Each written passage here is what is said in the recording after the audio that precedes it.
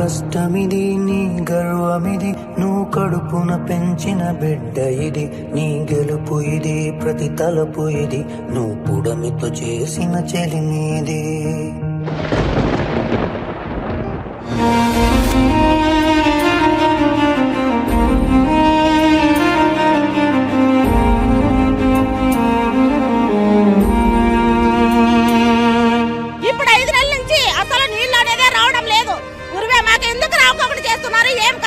ఇప్పుడు ఓట్లు వేసి గెలిపించి అన్ని చేసినాం కదా, ఇప్పుడు మాకు నీళ్ళు ఇడతాలి కదా. మేము ఇంత చేసిన దానికి మాకు పరిష్కారం ఏం సార్ చెప్పండి మీరే.